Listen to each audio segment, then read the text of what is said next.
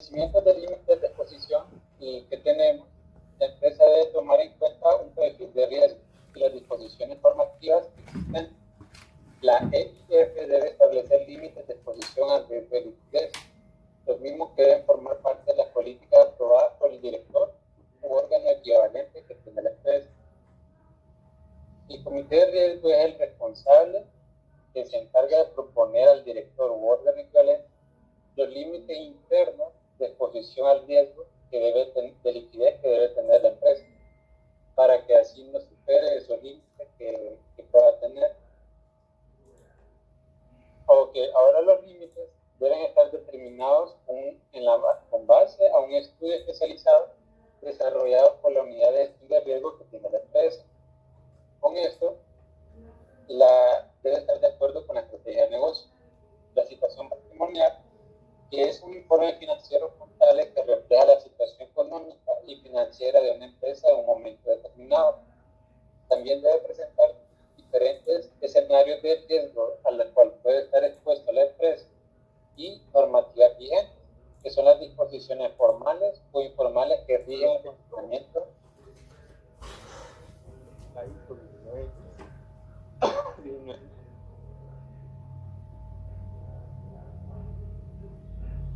¿Sí, licenciado?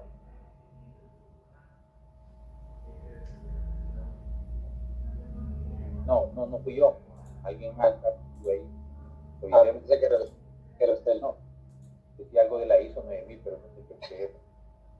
¿Sí? Bueno, continuando, las normas vigentes son las disposiciones formales o informales que rigen el funcionamiento de una organización administrativa. Como límites que generalmente son utilizados por la EIF, tenemos que son el ratio mínimo de activos líquidos sobre pasivos de corto plazo, ratios de máxima concentración de depósitos por modalidad, principales depositantes, clientes institucionales y obligaciones con otras entidades financieras, entre otros. También tenemos la brecha líquida que habíamos mencionado, que es acumulada negativa y calculada por las bandas de tiempo. ¿Cómo se miden los riesgos de liquidez? El directorio u órgano equivalente debe definir las políticas que serán aplicadas en la medición del riesgo de liquidez, y estas políticas deben establecer los métodos, metodología, mecanismos, responsables y otros aspectos relacionados con el proceso de medición del riesgo de liquidez. También tenemos que en los casos en que los métodos de medición requieran definición de límites de confianza, la EIF debe determinar dichos parámetros de confianza, tanto desde la perspectiva de su necesidad de precisión, como de los efectos que podría ocasionar sobre la rentabilidad el hecho de mantener mayores niveles de liquidez. Como simulación de escenarios de estrés, tenemos que las políticas sobre la gestión de riesgo de liquidez deben contemplar la realización periódica de análisis de estrés dentro de la empresa. Esto es una simulación en diferentes escenarios económicos desfavorables para cuantificar cómo afectaría este tipo de estrés que tendría la empresa por ciertas eventualidades que no están contempladas. Por ejemplo, ahorita que estamos con el COVID, la mayoría, bueno, prácticamente todas las empresas no estaban preparadas con un escenario como este de pandemia. Por lo tanto, el sistema de la empresa puede entrar en estrés, ya que no tiene un plan el cual seguir para un escenario como tenemos ahorita con el COVID. Entonces, dentro de la gestión de riesgo está incluido diferentes escenarios de estrés que puede recibir la empresa. Dentro de la mitigación del riesgo de liquidez tenemos que se debe evaluar la rentabilidad de cada inversión, anticiparse al futuro, que es algo que es muy fundamental, diversificarse, evaluar los resultados obtenidos, contar con un equipo profesional para la contratación de seguros, el hedging y establecer coberturas. Tenemos que el sistema de información se debe contar con políticas y procedimientos para la utilización de una plataforma de información que propicie condiciones óptimas para la estructuración del sistema de información. orientado a lograr una adecuada recopilación y procesamiento de la información necesaria para gestionar el riesgo de la liquidez. Estas políticas deben prever medidas de seguridad y planes de contingencia que protejan la información. Aunque tenemos que las reservas en efectivo, el IEF debe establecer políticas claras para mantener recursos en efectivo, basadas en los análisis de costos de beneficios que adecuada a la estructura financiera que tiene el modelo de negocios de la empresa.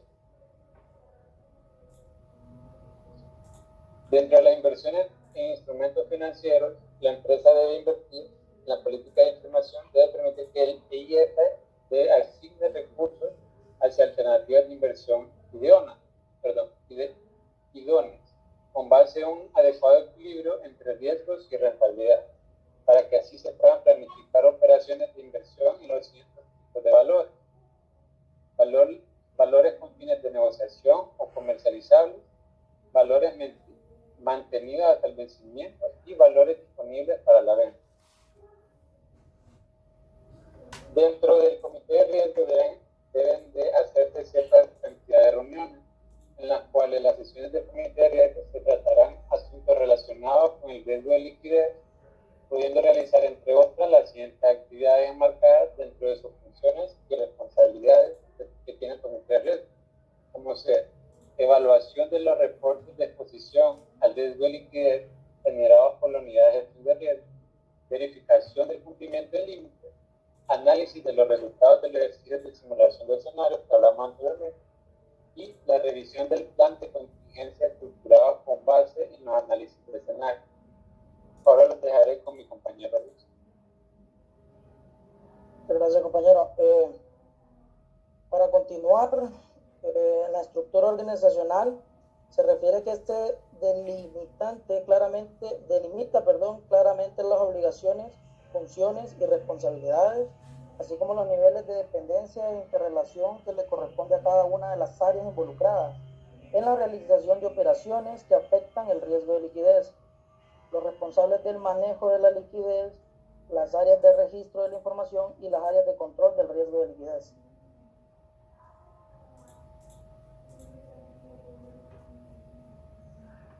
El directorio u órgano equivalente es el responsable de la instauración de un óptimo sistema de gestión del riesgo de liquidez, debiendo cumplir, entre otras, las siguientes funciones en relación a este riesgo: aprobar, revisar y actualizar las estrategias, aprobar los sistemas y metodologías de medición del nivel de exposición y conocer los principales riesgos de liquidez.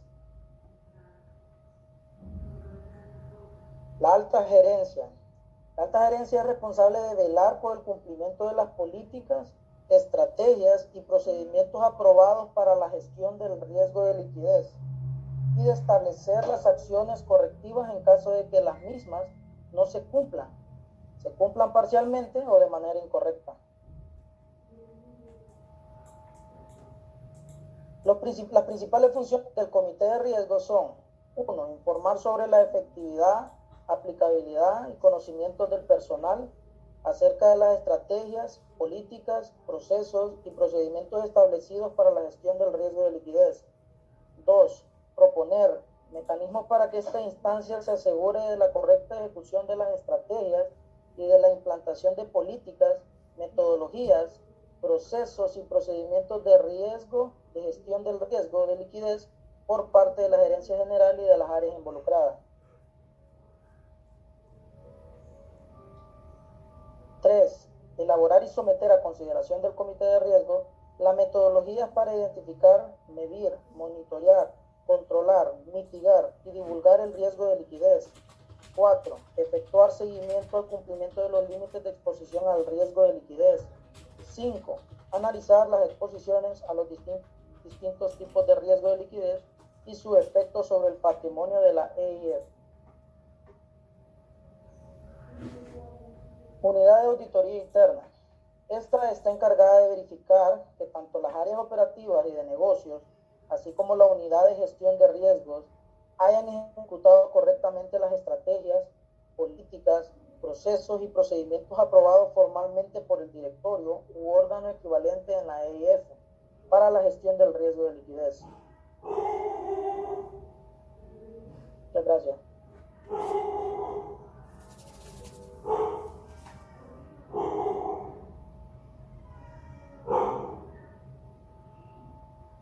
Con esto concluye la posición del grupo número 4.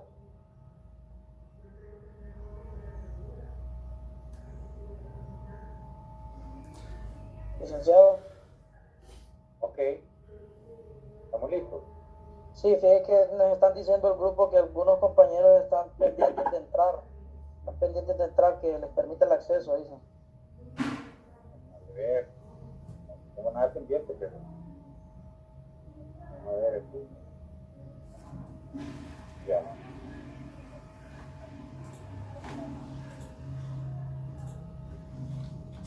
Esa es la posición de ustedes, nada más. Dale. ¿No? Eso fue todo. Sí, licenciado, no, el capítulo era bien corto la información. ¿Y el otro equipo está listo ya?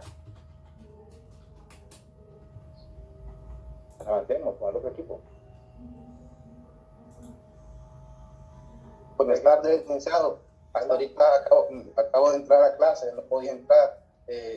Quería saber qué grupo puso, por favor. Tiene que haber sido el 4, ¿verdad? Sí, grupo número 4, estamos. El 5 está listo.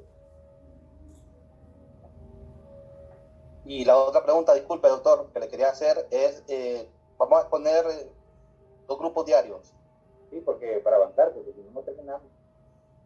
Ok, gracias. Entonces el otro grupo está listo ya. Cárguelo.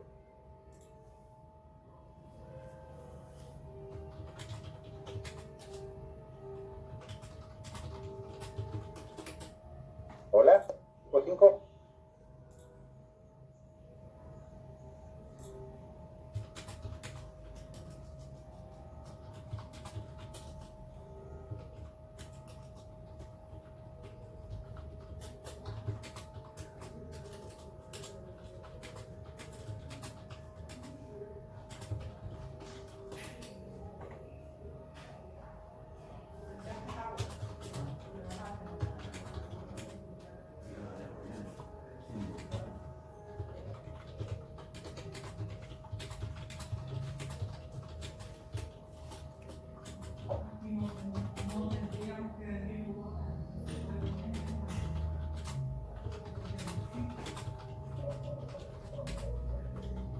Grupo 5. ¿Hay alguien ahí?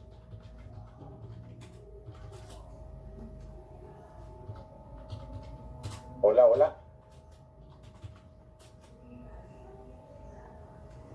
Buenas tardes, licenciado. Diga.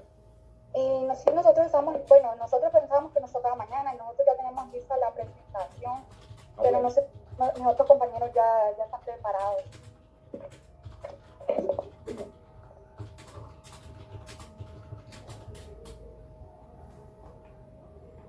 No le entendí si es que están listos o no, no le entiendo. O sea, nosotros ya tenemos nuestra presentación, pero nosotros suponíamos que nos tocaba mañana, martes. No, vamos a hacer 2 diarias, no está listo. Solo quedan 2 semanas de clase y todo. Ah, ok, esto lo voy a decir a mis compañeros entonces para que puedan poner la presentación y podamos.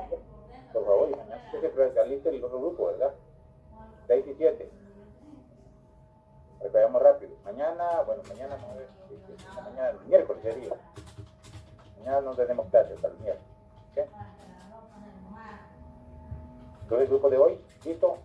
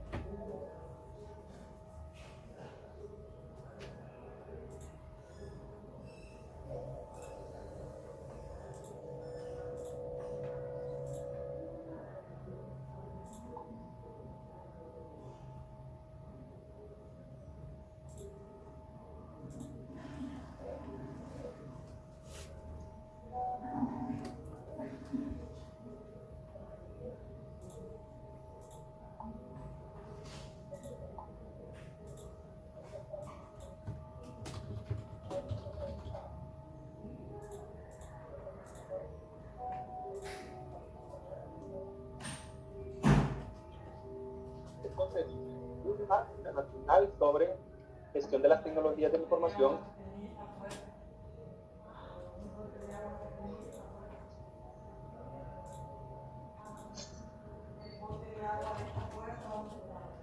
Hola, hola.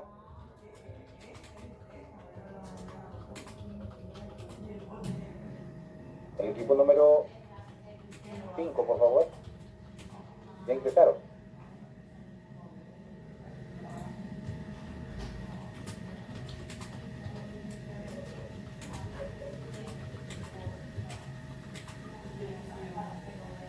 Licenciado, tengo una duda.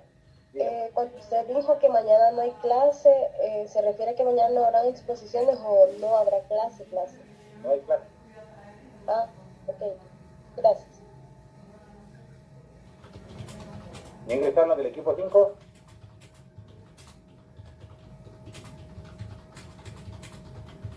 Sí, solo denos un chancecito que el compañero que va a poner las diapositivas las está cargando. Ok.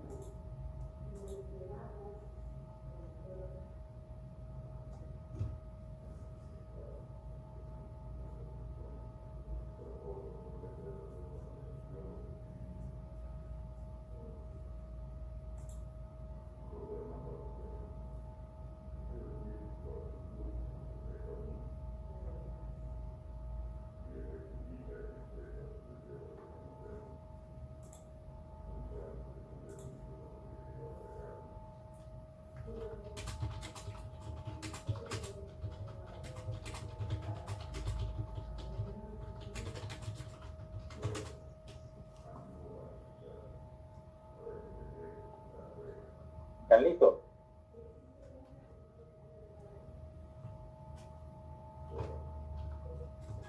Bueno,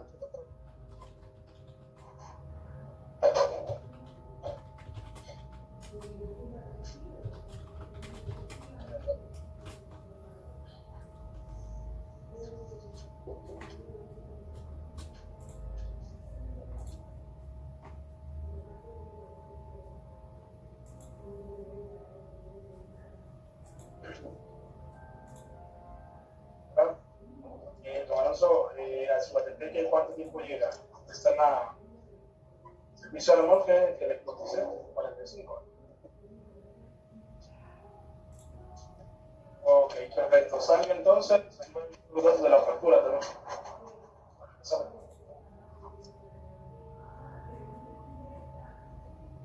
Sí, no, ahorita se lo voy a, para que vaya analizando entonces, para que tome la...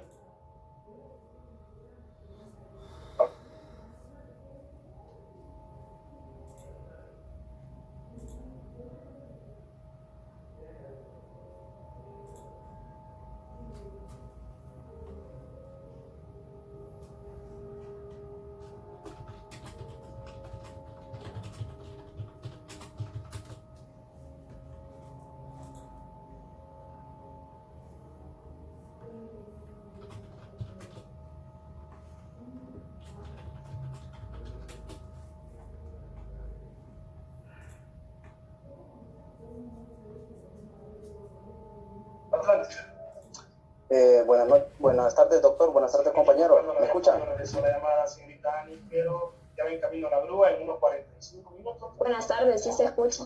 Vale, pues le va a llegar. Bueno, nosotros somos el grupo número 5 y lo que daremos comienzo a lo que es el tema, ¿verdad? Del riesgo de liquidez financiero. Empezaremos con el nombre de cada uno de los integrantes, ¿verdad? Si me ayuda, compañero. Muchas gracias, señorita. Ahora servir. Buen día. Gracias. Buen día.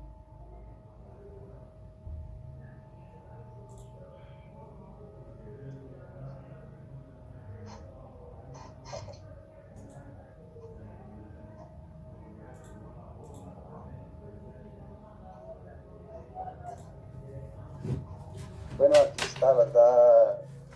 Los integrantes: Yemina Elizabeth Funes Díaz, Eric Benito Rosales Andino, Laura Gabriela Lago Flores, Elmer Obed Ramírez Robles y Erickson François Elvir Medina, su servidor.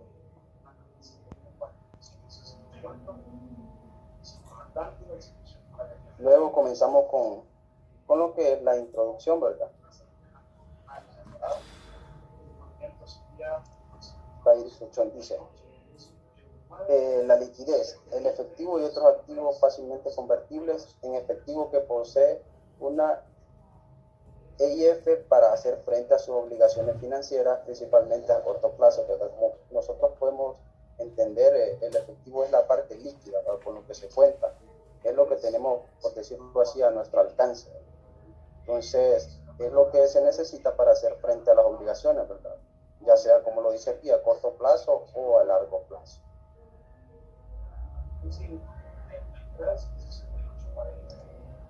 A continuación, el riesgo de liquidez es la contingencia de que una EIF incurra en pérdida por la venta anticipada o forzosa de activos y descuentos inusuales y significativos con el fin de disponer rápidamente de los recursos necesarios para cumplir con sus obligaciones, o por la imposibilidad de renovar o de contratar nuevos financiamientos en condiciones normales para la entidad.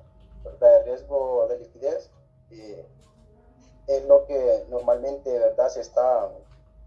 Todas las empresas creo que tienen este tipo de riesgo, ¿verdad? Todas las empresas ya que cuentan con la liquidez, o sea, con el disponible, de que a corto o a largo plazo puedan tener pérdidas, ya sea en sus ventas, ya sea en cualquiera de sus activos, o algún descuento en lo que es en sus inventarios, ¿verdad? En esas cosas. Ahora, la gestión del riesgo de liquidez es el proceso de identificar, medir, monitorear, controlar, mitigar y divulgar el riesgo de liquidez en el marco del conjunto de objetivos, políticas y procedimientos y acciones establecidas por la IF para este propósito. La gestión de riesgo de liquidez es más que todo el proceso de monitorear la liquidez, monitorear, como lo dice aquí, todo lo que tiene que ver para poder cumplir con las normas, procesos y políticas que se puedan cumplir y establecidas. Ahora el límite interno, el nivel máximo o mínimo de exposición al riesgo de liquidez, definido internamente por la entidad sin que se vea afectada su solvencia. Este límite interno prácticamente es como cuando en los bancos, ¿verdad? Por poner un ejemplo, en los bancos los cajeros cuentan con un nivel mínimo y máximo que ellos pueden tener, cada uno de los cajeros. También dentro de las agencias ellas cuentan con un límite que no se pueden exceder, ni tampoco con un límite mínimo y con un límite máximo, ¿verdad? Con un límite mínimo para comenzar operaciones y con un máximo de los cuales no se pueden exceder en el día, ¿verdad?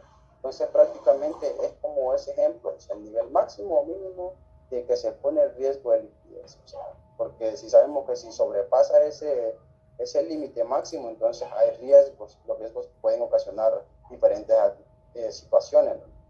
Entonces esto es más que todo para limitar lo que es ese riesgo.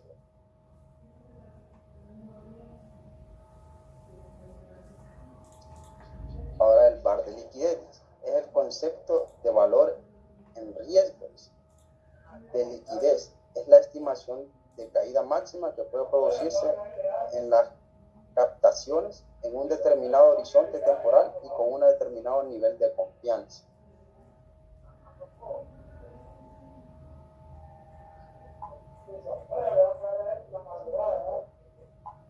Está la liquidez en riesgo, que es el déficit de activos líquidos para cubrir pasivos de vencimiento inmediato en un determinado horizonte temporal, o también es el desfase de los activos líquidos respectivo al VAR de liquidez en un horizonte de tiempo y considerado en un determinado nivel de confianza.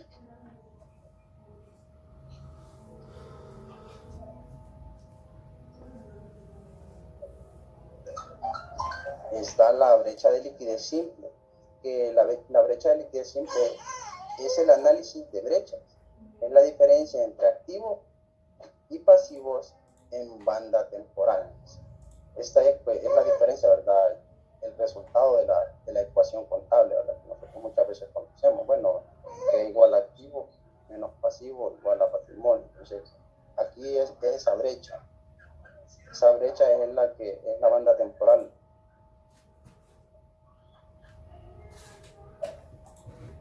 Brecha de liquidez acumulada es la agregación a la brecha simple de cada banda temporal, la brecha simple de las bandas de tiempo procedentes.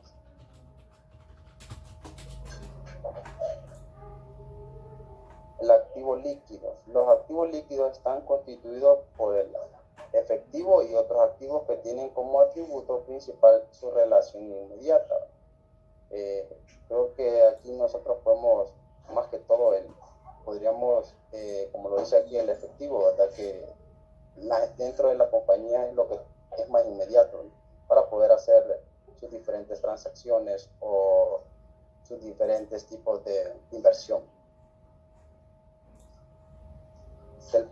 Pasivos a corto plazo, obligaciones contraídas con el público mediante depósitos a la vista en cuentas de ahorro y plazo fijo cuyo vencimiento o exigible habrá de producirse en los siguientes 30 días.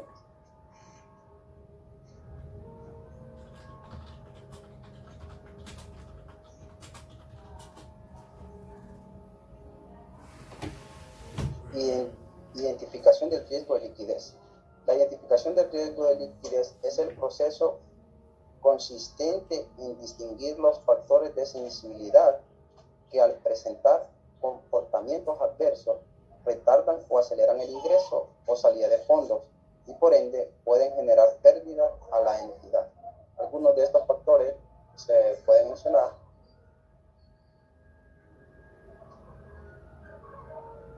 está lo que es la gestión inadecuada de los activos y pasivos, excesiva concentración de desembolsos de créditos en periodos de baja liquidez. Bueno, esto menciona cuando las empresas están en compra de productos o en inversiones o en cualquier tipo de actividad que se encuentren en un momento de recaudación de su liquidez o efectivo, no se puede mantener lo que es no se puede mantener, vaya, como por decirlo así, esta situación, ¿verdad? Esta situación, hay que recordar que esta situación, muchas de las empresas están endeudadas y trabajan con financiamiento de los bancos, ¿verdad? Entonces, en estos momentos, esa liquidez para poder hacer frente a sus obligaciones, ¿verdad? Y lo poco que recaudan es para poder seguir trabajando y darle marcha a lo que es la empresa, ¿verdad? Por eso, aquí es donde se tiene que nuevamente volver a ver si se puede tener nuevos factores con las instituciones financieras para que la empresa no quede golpeada en su liquidez. La estructura de plazo con brecha negativa muy pronunciada, la elevada volatilidad de los depósitos del público, elevados niveles de concentración de captaciones, incumplimiento de las políticas de inversión o ausencia de estas, a causas exógenas vinculadas a la coyuntura económica con el deterioro de los sectores económicos, materialización de otros riesgos vinculados a la liquidez que aceleran la salida del pasivo o provoquen la liquidez anticipada de activos, aumentando la probabilidad de incurrir en pérdida. Como lo mencionaba, ¿verdad? Creo que todas las, bueno, por decirlo así, la gran mayoría de las empresas en estos momentos, con lo que es la enfermedad del COVID-19, creo que todas han sido bastante asustadas, ¿verdad? Y muchas instituciones financieras han puesto a la disposición, ¿verdad?, de ellas lo que es una nueva reestructuración de su deuda, ¿verdad? Esto es para que las empresas puedan mantener lo que es la liquidez, ¿verdad? Y no lleguen a lo que es el incumplimiento, ¿verdad?, de sus obligaciones. Entonces, la mayoría de empresas ha optado a esta medida para poder mantener esa liquidez a su disposición.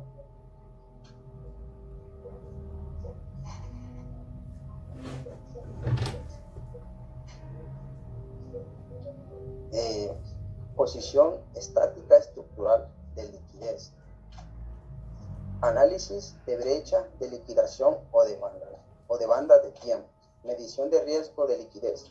La medición de riesgo de liquidez y por ende el cálculo de la liquidez en riesgo se puede realizar de dos maneras. Una es a través de las posiciones estratégicas estructurales de liquidez y la otra mediante el análisis de la brecha de liquidez o banda de tiempo.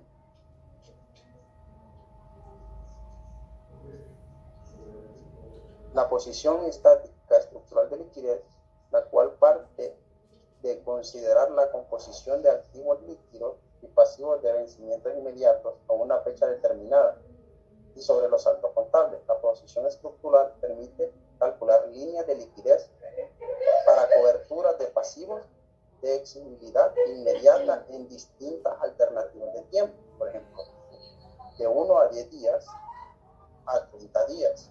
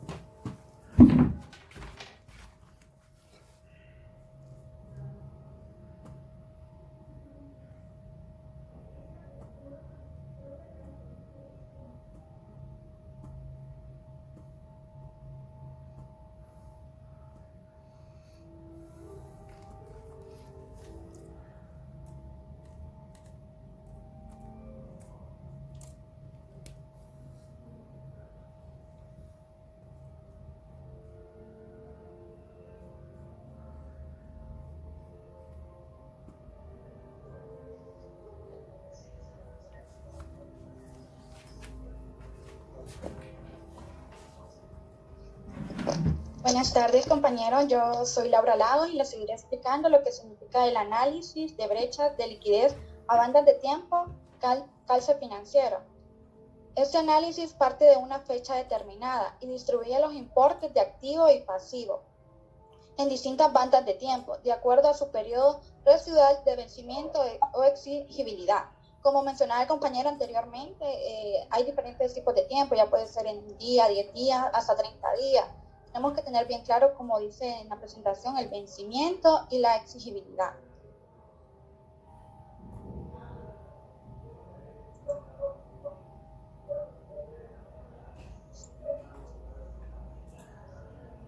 Análisis de brechas de liquidez. El análisis de brechas de liquidez es la forma tradicional que utilizan algunas entidades para realizar la medición del riesgo de liquidez. Tiene el propósito de establecer, a partir de la estructura de vencimiento de activos y pasivos, la suficiencia de recursos de líquidos para cubrir los requerimientos de fondos emergentes de vencimiento, de obligaciones a determinados plazos residuales.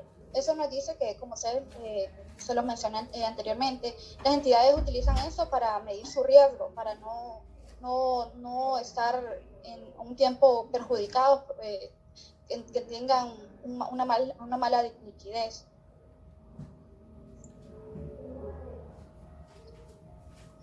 Los requerimientos. Análisis de brechas de liquidez. Para este propósito se requiere clasificar los saldos registrados en el balance en distintas bandas de tiempo.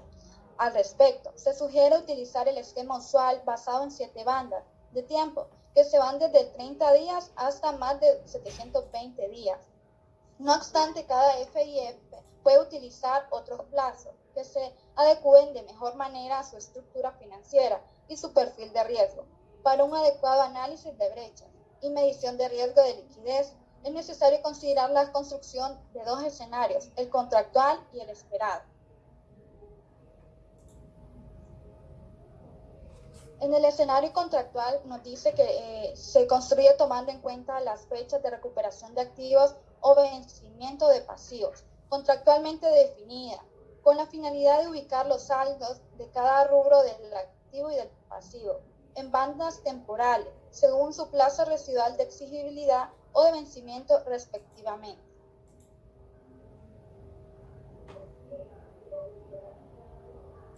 En el escenario esperado. En el escenario esperado se incorpora renovaciones, precancelaciones, morosidad y cualquier otro tipo de comportamientos que normalmente se registran en diferentes rubros. En cualquier entidad se puede registrar una de estas cancelaciones, morosidad o cualquiera de los tipos que nos hablan. Para ello se deben estimar los porcentajes o proporciones de recurrencia de estos casos con base en los estudios especialmente desarrollados por las EIF para realizar estos cálculos en función a la propia historia de la entidad contenida en base de datos.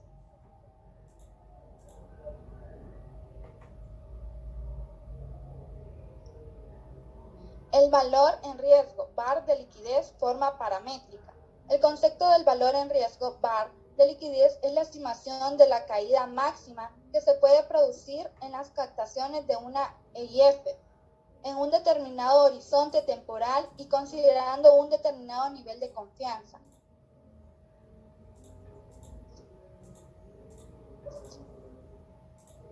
En las metodologías de medición tenemos la volatilidad histórica y los modelos dinámicos de volatilidad. En volatilidad histórica podemos ver la volatilidad histórica es el término utilizado en finanzas para la desviación estándar muestral y cálculo se realiza mediante la siguiente fórmula, donde ustedes pueden ver que utilizamos la desviación estándar muestral, el precio o saldo promedio, precio o saldo en el tiempo y número de observaciones. Con base con la volatilidad histórica, el cálculo del VAR de liquidez se realiza de la siguiente manera. VAR igual a monto por Z por volatilidad.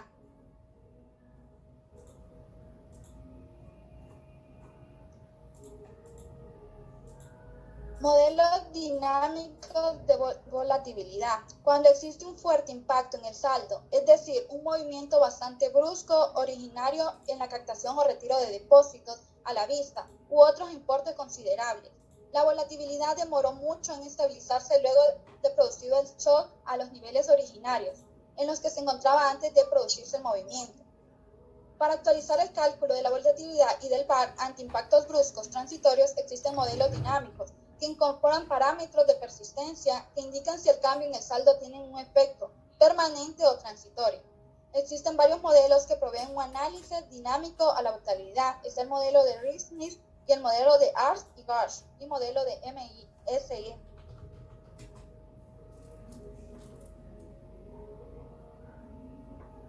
El modelo de Risk-Metrics, el modelo se basa en la volatilidad histórica, con la diferencia que se actualiza el cálculo de la volatilidad dando mayor ponderación a los últimos datos.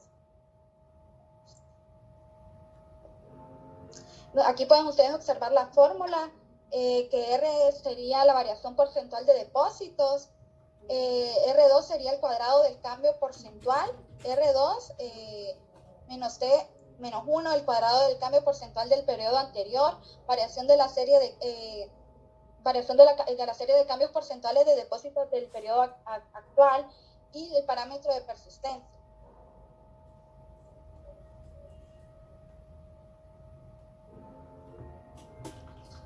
El modelo de MSE, error cuadrático medio, este modelo se utiliza la misma fórmula que el modelo de Risk-Metrics para realizar el cálculo de la volatilidad, pero utilizando el parámetro de persistencia que se minimice el error cuadrático medio.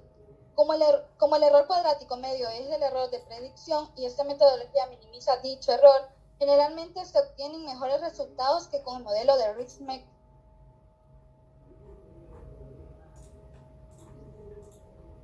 Aquí ustedes pueden observar la fórmula que se utiliza con este modelo.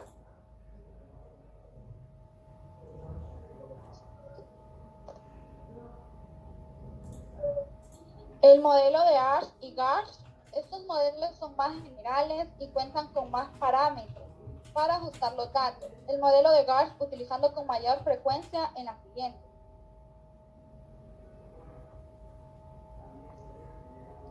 Como pueden ver en esta fórmula también se utiliza lo que es la variación porcentual en depósitos, la variación porcentual, el cuadrado del cambio porcentual, el cuadrado del cambio porcentual del periodo anterior, la varianza de la serie de cambios porcentuales y la varianza de serie de cambios porcentuales del periodo anterior y los parámetros independientes para ponderar el cuadrado del cambio porcentual.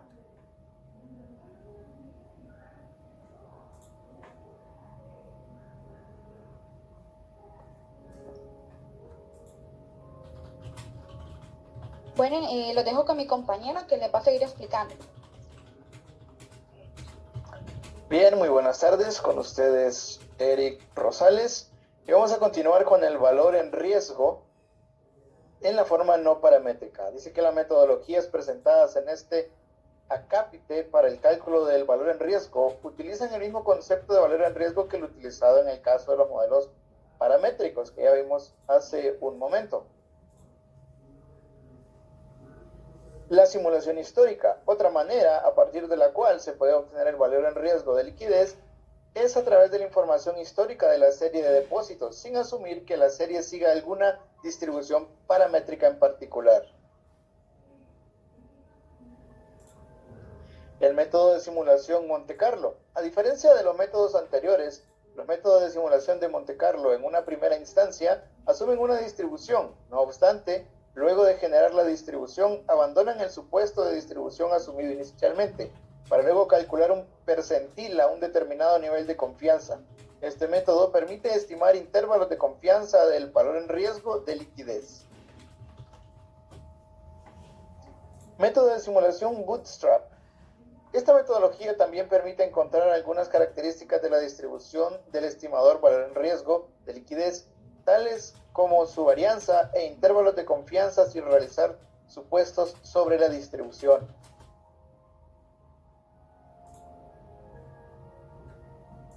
El control del riesgo de liquidez se define como el conjunto de actividades que se desarrollan con la finalidad de disminuir la probabilidad de que la entidad de intermediación financiera incurra en problemas de liquidez. Una forma de ejercer el control de riesgo de liquidez es a través de la implementación de un sistema de gestión del riesgo de liquidez que contemple el establecimiento de políticas y límites de tolerancia o de exposición a este riesgo.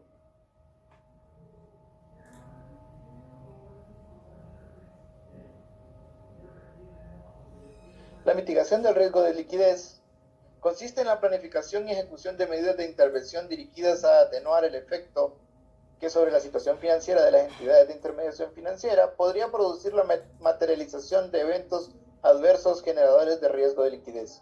Una de las formas usuales de mitigar el riesgo de liquidez es a través de la constitución de un fondo de liquidez estructurado en función de los ejercicios de simulación de escenarios adversos. Los mecanismos de mitigación deben orientarse a optimizar la relación riesgo-rentabilidad.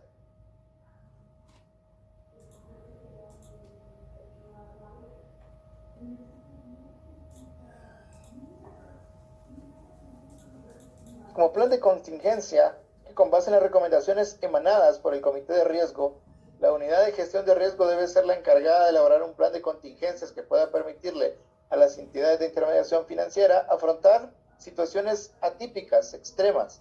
Este plan también debe contemplar situaciones en las que las EIF incurran en recurrentes exposiciones de liquidez en riesgo, como brechas de liquidez acumulada negativas por encima de los límites fijados.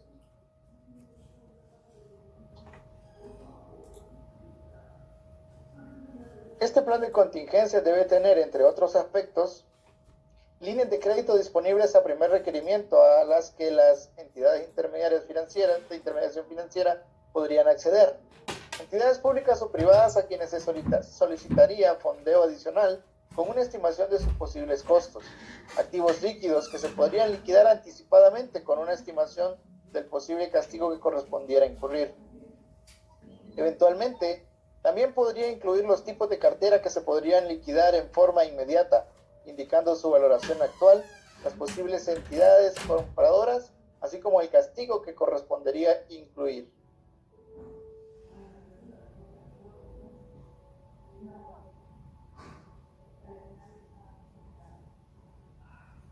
Monitoreo del riesgo de liquidez. Se entiende por este monitoreo al proceso de evaluación continua de las posiciones de riesgo de liquidez asumidas por la EIF, así como el funcionamiento de todo el sistema de gestión del riesgo de liquidez.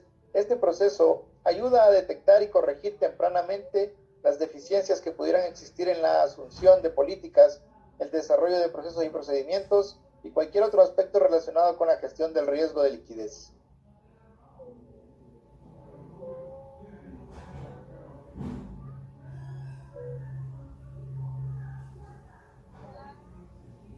La divulgación del riesgo de liquidez. La fase de divulgación constituye el último eslabón del proceso de gestión del riesgo de liquidez y consiste en la distribución de información apropiada sobre el riesgo de liquidez al directorio, gerencia, personal, así como interesados externos, tales como clientes, proveedores o entidades reguladoras y accionistas.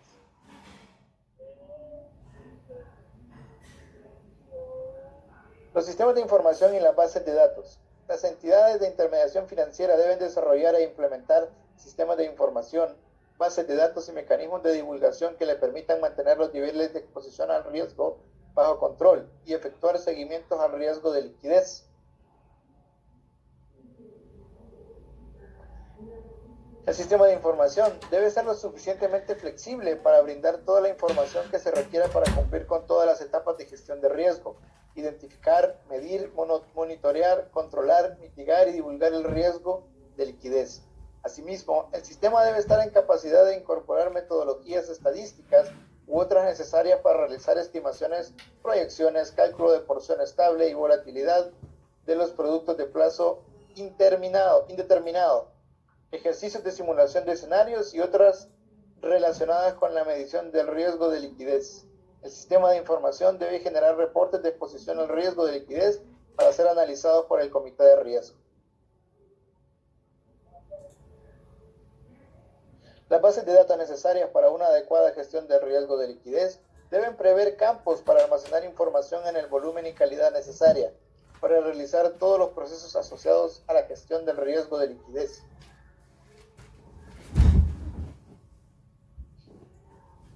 Idealmente, las bases de datos deben almacenar información en determinados campos que permitan el cálculo o la generación de la siguiente información: clasificación de activos y pasivos por bandas según fecha de renovación o vencimiento, cálculo de brechas de liquidez incluyendo el escenario contractual y el esperado, guías para la gestión de riesgo, información para alimentar las metodologías estadísticas, cálculo de la volatilidad de los pasivos de corto plazo, cálculo de límites de exposición, almacenamiento de base de datos, así como los reportes generados.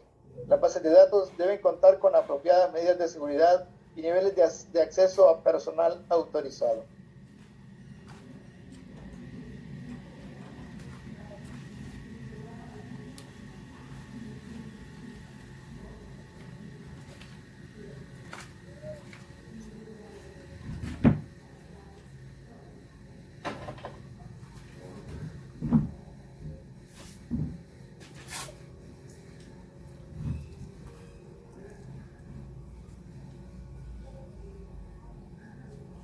Muy bien, esta es nuestra exposición y muchas gracias por su atención. Muy bien, gracias. ¿Algún comentario, alguna pregunta? No. Creo que donde se están viendo bastante ahorita, sobre todo en la parte de la seguridad de los sistemas de información y las bases de datos, con la situación de la pandemia por la cuestión del teletrabajo.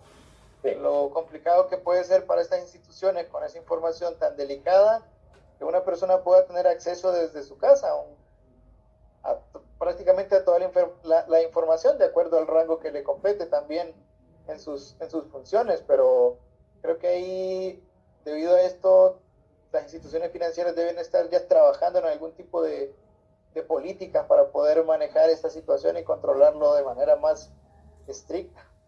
El problema que se da es que, bueno, como se ha descubierto en otros lugares, es que a veces el ataque puede ir de adentro.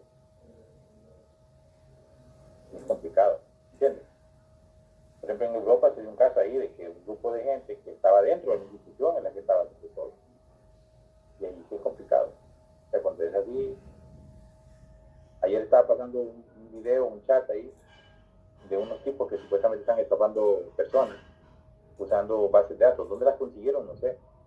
Pero conocen la deuda tuya y te llaman y te dicen que tú debes en tal lado, pero que te aceptan el pago. Si pagas ahorita en este momento y que te van a condonar todos los intereses y no sé qué y todo lo demás. Y han hecho caer a personas. Llaman en nombre de la empresa a la cual tú le debes. Por ejemplo, no hay que tú le debas a Lady Lee, vaya, o a la TAO. Te dice, mire, tenemos aquí la cuenta suya y tú que hoy por promoción del COVID-19, no sé qué, le estamos dando un descuento del 50% de su deuda. Si la paga ahorita, le damos un claro, entonces la gente cae. Se mete la tarjeta, da el número, el código, para hacer el débito, supuestamente, y se termina robando todo. Lo que pusieron y lo otro. Entonces, está bien complicado, no es tan sencillo. O sea, creo que ni la banca ni muchas instituciones no estaban preparadas para todo esto. Entonces, de repente tenemos una situación que sale del control normal, se requiere ya otro tipo de seguridad, otro tipo de medidas que permitan un mejor control de las actividades o los pagos en línea o todo ese montón de ¿cómo se llama?, de formas que se pueden utilizar en un momento determinado, ¿verdad? Porque tienes cualquier tipo de situación, de información en tu computadora, bueno, cualquier cosa. Yo voy a mandar un artículo, creo que tengo un artículo de la empresa Auditur, creo que han oído hablar, los de contaduría, todos conocen más esta área, porque son de tutoría. Voy a mandar un artículo acerca de eso, que bueno que lo lean, ¿verdad? Bueno que lo lean como un complemento a lo que estamos hablando el día de hoy. Es muy útil porque sí, ellos dan unas tips ahí bastante buenas y de alguna forma u otra, claro, vuelven a recalcarlo el control interno que les decía. No es fácil. Créanme que también las empresas, como digo, no estaban preparadas, no tenían montado un buen sistema de seguridad para sus bases de datos, para sus programas. Creo que la banca de alguna manera lo ha hecho de manera natural, porque la banca siempre está cuidando, pero hay otras instituciones que no estaban preparadas. Incluso algunos bancos, como les repito, los ataques han sido desde dentro. Entonces, es toda una situación bien diferente. Creo que tenemos que cambiar el modo de pensar de todo, la manera de robar va a ser diferente, aun cuando está la forma tradicional del asalto, mano armada y cosas así. Creo que ahora tenemos que pensar también en otras formas de robo y de ataque, ¿verdad? De parte de las personas que se dedican a ese tipo de, digamos así, de actividad, ¿verdad? Ilícita. Igual tenemos el lavado de dinero también. O sea, ya esto es otra cosa, ya no es cuestión de robos así como de voy a asaltar ni nada, sino que tenemos el lavado de dinero. Y el lavado de dinero está a la orden del día. Ahorita se ha pretendido, con la misma situación que hay, el trasiego de drogas y todo lo demás, dinero, dólares, en fin, cualquier tipo de transacción ilícita que se pueda realizar, están procurando hacerla, porque claro, no hay gente circulando, todas las autoridades que están ahí más o menos verificando. Entonces, en horas de la noche o cosas, se han detectado movimientos de capitales grandes, ¿verdad? De dinero, igual que drogas, ¿verdad? De todo esto es parte también del mismo problema de riesgo sistémico que estamos viviendo. Entonces, no es tan sencillo, es un poquito complejo, ¿verdad? El efecto que estamos teniendo derivado precisamente de un problema o de un riesgo sistémico para la economía internacional. Probablemente las naciones más desarrolladas han tenido que implementar algún tipo de sistemas de seguridad, bloqueos, todo. En Estados Unidos se queja de ataques cibernéticos de China, ¿va? Y que ha habido ataques de tipo y todo. Bueno, se supone que los mejores bloqueadores en el mundo, en ese sentido, están en Israel y en la India. Son los mejores hay otros en la literatura informática dedicados a esto, pero también podemos encontrar gente que puede hacerlo al revés. Ese es el problema. Recuerden que el dinero es tentación, ¿verdad? O sea, si se ve, como decía en el video, subimos al inicio, ¿se acuerdan? Decía, si ven una forma de hacer dinero fácil, les apetece hacerlo. No es lo correcto, ¿verdad? Pero es una manera de agentarse dinero. Ay, si no tenés trabajo, no hay nada, y tenés esas habilidades informáticas y todo lo demás, mal consejero el ambiente, pero evidentemente pues todo tiene sus consecuencias, ¿verdad? Todo tiene sus consecuencias, y evidentemente tenemos que también trabajar alrededor de una economía internacional, de unas finanzas internacionales que van a estar altamente contaminadas por ataques de este tipo, ¿verdad? Yo creo que aún cuando pase el COVID-19 ya las cosas quedaron como con un nuevo sentido. Creo que todo el mundo va a tener un nuevo sentido de todo, ¿verdad? Creo que hemos comprendido también que el ambiente tiene importancia, es importante el ambiente, es importante también manejar ciertos niveles de distancia entre un animal que no es comestible y otro que sí lo es. Hemos comprendido también que en el mundo nosotros no somos tan necesarios, los seres humanos. Ya está demostrado, miren, ha estado tranquilo la tierra, hemos hecho mucho daño. Entonces somos seres que Dios nos puso acá, pero que realmente hemos hecho mucho daño, y hay que estar conscientes de eso. Tenemos que cambiar nuestra mentalidad. Los otros animalitos están felices ahorita. Entonces el ambiente se ha limpiado bastante, aceptémoslo, ¿verdad? Somos altamente contaminados, plástico por todos lados, desechos tóxicos, en fin. Hace poco el Congreso me estaba diciendo que había aprobado una ley que vamos a recibir desechos tóxicos en basura, basureros. Eso fue lo que faltaba. No lo he visto, honestamente, pero me lo pasó un amigo ahí. Mira, ya aprobaron la última ley que Honduras aceptó. Ya lo habían hecho, una vez. Un barco estaba un poco cortés ahí, traía desechos tóxicos, químicos, para botarlo en Honduras. Bueno, entiendo yo.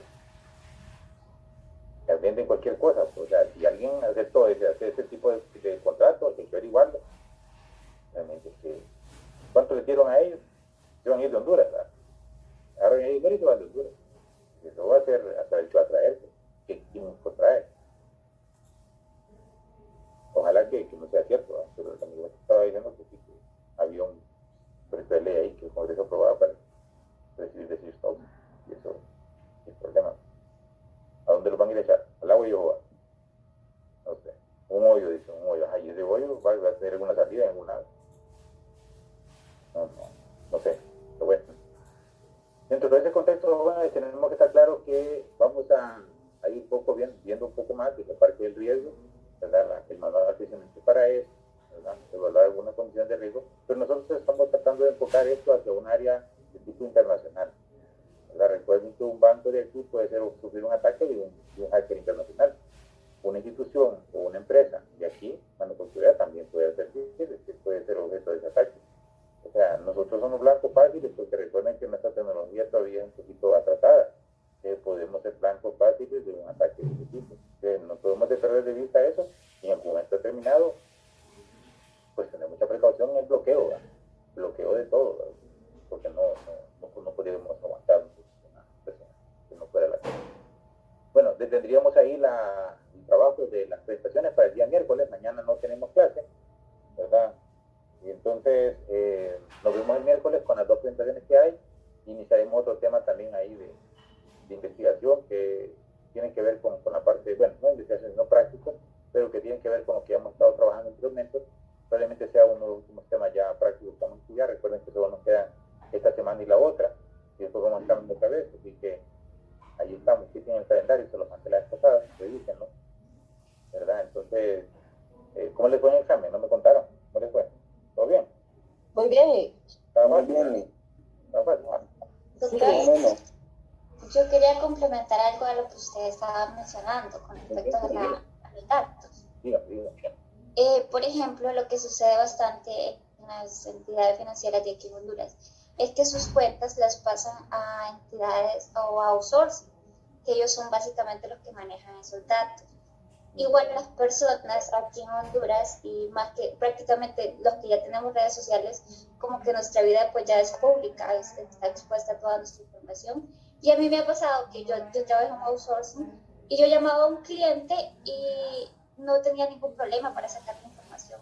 Yo no soy la nota ni nada por el estilo, pero a lo que quiero llegar es que en Honduras no tenemos ese cuidado, que cualquiera nos llama, que dice, le llamo de Banco Occidente o Banco Atlántico, qué sé yo, y ya dan la información. Entonces, ese también es una falta de conciencia que nos falta como ciudadanos, y en parte la otra sería la responsabilidad de parte de la institución, de la entidad financiera, que le confían sus datos de sus clientes a terceros. Entonces, ahí también se ven expuestos, desde mi punto de vista. Muy bueno, sí, es cierto. Usted trabaja en algún call center, me imagino, ¿verdad? Trabajé en un tiempo. Mire, el problema aquí es este. Veámoslo desde este punto de vista. A usted la llamó y claro, llamaba en una institución y probablemente era un cliente que estaba ligado a la institución, ¿verdad? De hecho colocar muchachas, así como sea que llamen, es una estrategia. ¿Me entiendes? Es una estrategia. Porque nadie sospecha de que una muchacha puede comprar información. ¿Me explico? Para la